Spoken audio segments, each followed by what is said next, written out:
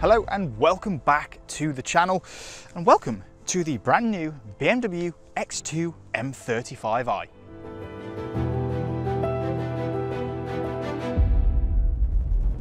The M35i is the top-end internal combustion engine variant of the brand new BMW X2 platform. You can also get it as an iX2 as well, which has roughly around the same power as this, around 300 horsepower. 0 to 62 is actually very similar as well, around 5 seconds. And if you want to see our video on that car, please use the link in the top of the screen. But what about this one? What's different on the 35i compared to the iX2? Well, let's start with design. You've got a differently designed bumper down here with these different grills, of course, because it needs more cooling. These are active and open when the engine gets hot. As I've mentioned, we've got around 300 horsepower, but this is a 2-litre 4-cylinder petrol engine under here, pretty much the same as the one from the M135i. Now, I have to say, I love the way this new X2 looks, especially this 35i. I feel like it's got essences of X6M in it, with the sort of the gloss black elements down here on the bumper. These new signature front lights are fantastic as well. I just love the aggressive stance. We've also now got M wing mirrors on a non-M product, on an M Lite, and we've also got quad exhaust pipes on the rear, which I think look absolutely fantastic. This almost looks like an X2M, but it's obviously just an M35i.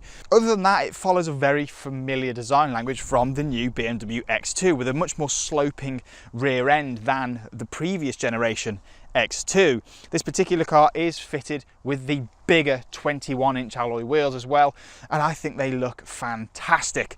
This car in Portimao blue just stands out and looks amazing in my opinion. But what do you guys think? Let us know in the comments below.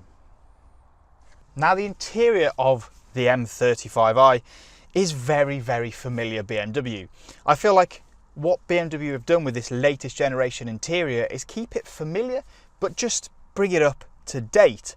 There's now no buttons all on the dashboard here to control your air conditioning and so on. It's now all done on the screen. And I know we're going to get some comments about that, but honestly, it's very easy to work out. All your heated seats, your climate control, everything is controlled on here. There's no more iDrive rotary control in the center.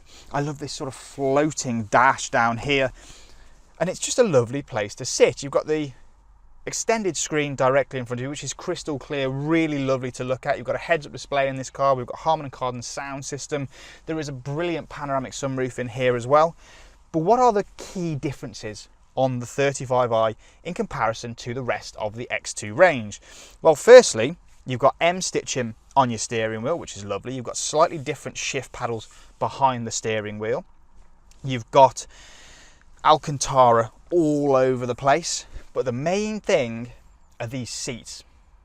They are just superb. You've got sort of a blend of Alcantara and leather on these, and it's just a beautiful thing to sit in. They are just exceptionally comfortable, and it just makes it feel a really special place to be. You look out, you see the M wing mirrors, you feel like you're in something really rather special. It's just a lovely place to be. I love the interior of this car. The seating position is spot on. Yes, the rear window is slightly small, but that's the sacrifice you pay for having the X2. You want that more sporty design, and of course you're going to lose a little bit of rear visibility, but I think it's a great trade-off because I think this car looks fantastic. But really, I want to see how it drives, so I think we should probably go and do that. So what is the X2 M35i like on the road? Well, in a word, it's pretty lovely. It feels easily usable on a daily basis. Yes, there is a slight harshness to the ride, but that's to be expected. This is an M Performance variant of a BMW car, so of course it's going to be a little stiffer, because how else do you make it feel more sporty? It has got slightly stiffer dampers, but it's not bad in the slightest. Don't get me wrong. Yes, there is a bit of a harshness to it, but it's nothing that you're gonna resent every single day. It's still a very usable, comfortable car. It still manages the terrible roads we have here in the UK with a real composure, really, with a real ease. It doesn't feel like it bounces and crashes from pothole to pothole and bump to bump. It just moves. So as an everyday usable car, the engine is quite quiet, it's nice and usable, there's plenty of low down torque to get you out of trouble if you need to. The interior is fantastic, as I've already mentioned. It does take a little bit of getting used to, having to press the screen, but believe me, it does not take long at all to get used to it.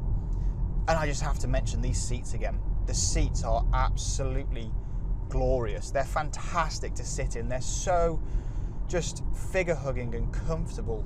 It's fantastic. Now, let's move on to the slightly more fun bit of this car. As I've already mentioned, we've got around 300 horsepower. 0 to 62 is around 5 seconds. All that power is put to the road via an automatic gearbox and four-wheel drive. So let's drop it into sport, which you do now by pressing my modes down here and pressing sport on the screen. Immediately, it changes. It feels like it's ready up on its toes and just wants to go now. And it sounds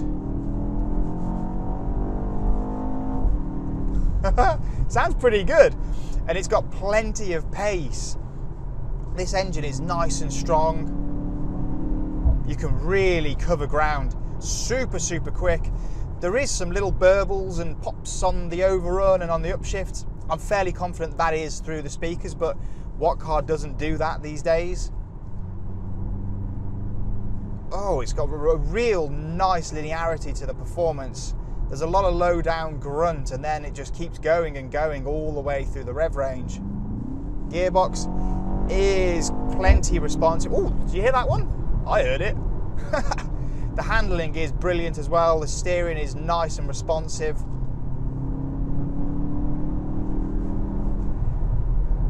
Oh, it's everything that I thought it would be, and actually quite a bit more. It's a great car to drive, this. It does everything. It's everything that you're ever going to need it to be. It rides quite well even on these bigger alloy wheels. You'd think that maybe it'd be a bit crashy, but no. It's nice and nimble on the road. You don't really feel its size and weight. Yes, you're sitting up a lot higher than you would in, say, for example, an M135i, but it doesn't feel like the center of gravity is higher. It doesn't feel like it's leaning in the corners. It just has a real composure and a real sort of confidence in the way that it goes about things. Yes, it isn't a blistering rear-wheel drive monster, but why would you need that for? This is just a super capable, this is just a super capable, quick car across the ground. And it's gonna give you so much confidence to really enjoy what this thing has to offer. Thank you ever so much for watching. Please like this video, subscribe to the channel for plenty more content to come, and I'll see you guys again very soon.